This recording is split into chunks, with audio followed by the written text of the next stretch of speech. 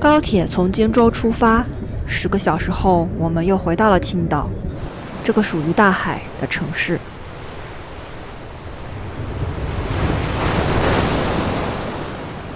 结婚典礼结束后，我们的忙碌也算告一段落。剩下的1个星期，我们要好好的享受一下青岛的春天。首先，我们来到了春意盎然的即墨古城。即墨是青岛市东北部的辖区，历史悠久，春秋战国时期就是齐国的通商明渠。当然，我们现在浏览的不是真正的古建筑，而是新建起的一座集古文化、特色小吃和展览馆在内的文化商埠。这里复建了县衙、展馆、文庙、城隍庙、财神庙等公共建筑。路过财神庙，当然要拜一拜了。城区的门票免费，但是一些建筑的入场要收费，感觉跟荆州的郢城一样，是个建得不错的商都，比郢城的人气足一点，有不少商铺正在营业，戏台那里还有表演。总的来说，这里古香古色的气氛营造得不错，也适合春天里来溜溜弯的。来青岛怎么能不爬崂山呢？4月中的崂山春意正浓，是赏花踏青的好时候。这次来的是北九水景区，比较适合徒步。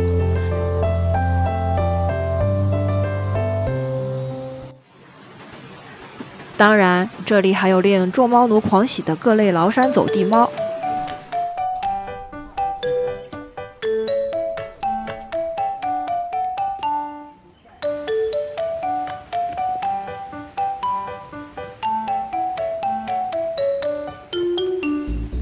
不过小猫虽可爱，但是也不要随便摸哦。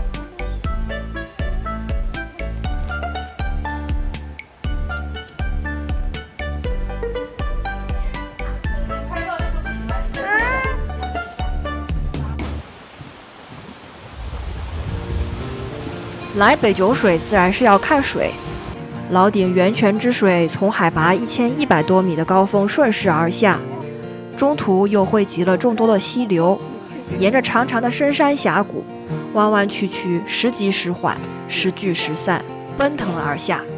再配以两侧群峰耸峙，奇光荟萃，绿树成荫，山与水相互缠绕，可谓5步一换景，10步一重天。随处可见的象形山石惟妙惟肖，栩栩如生，清澈的流水千回百转，浪花雪白，潭水碧绿，变化无穷。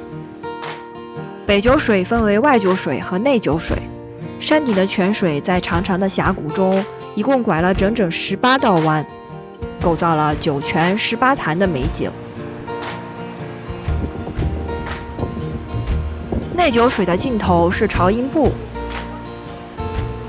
泉水随山势3折而落，最后倾入清澈见底的电钢湾。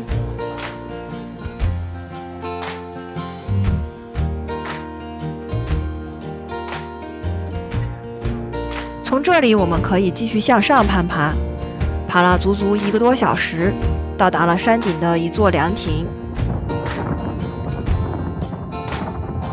再之后就是下山路了。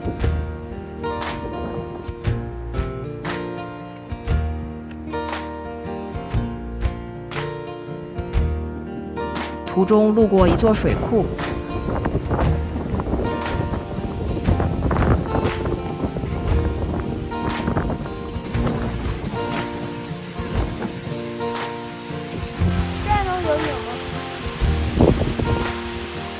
最后美美的吃了农家宴。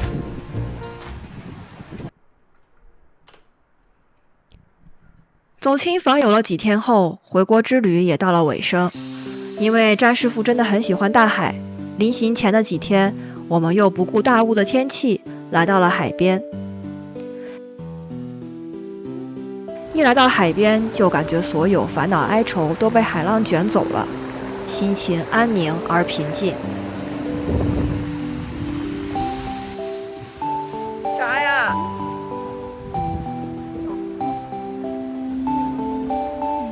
既然今天仙气飘飘，我们决定再探海上仙山。这次我们去的是太清宫景区，一个适合修仙的地方。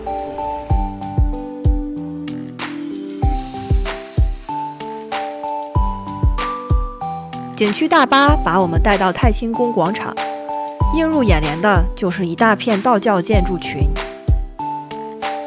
太清宫始建于西汉，后来宋太祖为华盖真人刘若灼建道场于此，逐渐有了现在的规模。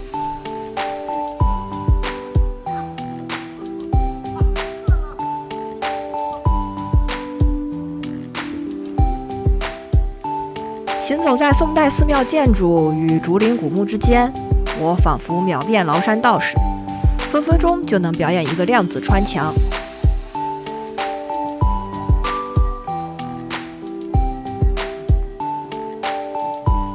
太清宫的后山上最近修起了一座50米高的老子像，是根据唐代画圣吴道子所画的老子像建造的。老子像俯瞰着太清宫以及周边的群山海湾，庄严肃穆。雕像左手指天，右手指地，具体代表着什么我也不太清楚，只能随一句道法自然。在打道回加拿大之前，与张师傅一样，我也去小时候住的地方探了探。将近20年了，这地方居然没怎么变。我也有幸跟小学的朋友见面叙了叙旧，不知道小伙伴愿不愿意露脸，暂且戴个面具吧。之前有机会在订婚典礼上也与初中的朋友老师见了面，虽然大家都戴上了喜欢的面具，但是感情是真的。这次回国的任务算是圆满完成了。不管是青岛还是荆州，家乡的变化很大，但在这些变化中，总有些东西一直没变，这些东西就组成了我们所说的家的感觉。好了，美丽的家乡，我们下次再见了。